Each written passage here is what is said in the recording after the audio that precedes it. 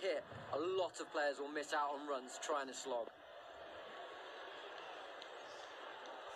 अफ़गानिस्तान और इंडिया के मबैन बहुत अहम मैच खेला जा रहा है। इंडिया इससे पहले 2 मैच खेल चुका है और दोनों में उसको शिकस्त हुई है। एक न्यूजीलैंड से आ रहा है और दूसरा पाकिस्तान से आ रहा है। और इसी तरह अफ़गानिस्तान ने अभी तक 3 मैच खेले हैं, जिनमें से अफ़गानिस्तान 2 जीता है और 1 आ रहा है और वो पाकिस्तान से आ रहा है। पॉइंट टेबल पर अगर देखा जाए तो पाकिस्तान 4 मैच खेलकर पहले नंबर पर है और अफ़गानिस्तान 3 मैच खेलकर दूसरे नंबर पर।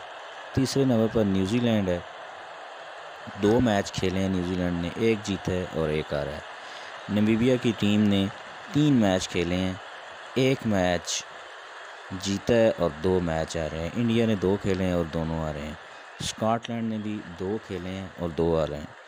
इस तरह इंडिया के लिए ये मैच बहुत ही इम्पोर्टेंट, बहुत ही अहम मैच है ये अफ़गानिस्तान के ख़िलाफ़ इंडिया का मैच।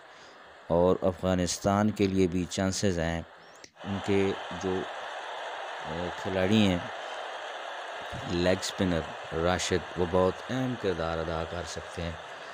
और बाकी भी जो स्पिनर है अफ़गानिस्तान के, वो बहुत अच्छी फॉर्म में है इस वक्त। तो ये जो मुकाबला है थोड़ी देर में शुरू होने वाला है, तो अच्छा मुकाबला होने की तवक्को है।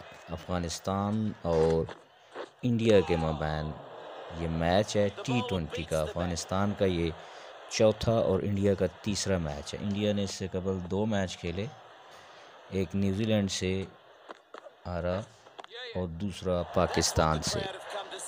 और अफ़गानिस्तान ने इससे कबल 3 मैच खेले, 2 जीते 1 हारा।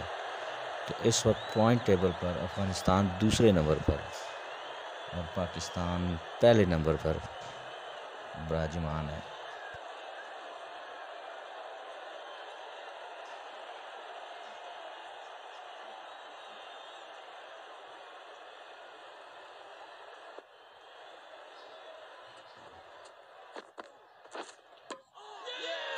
Played all around that one, and the bowler was on target.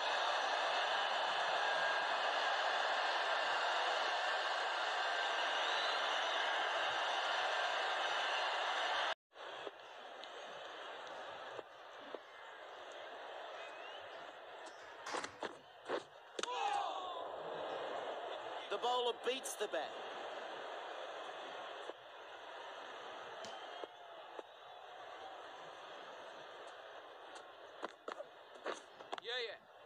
That's what the crowd have come to see. Nicely played.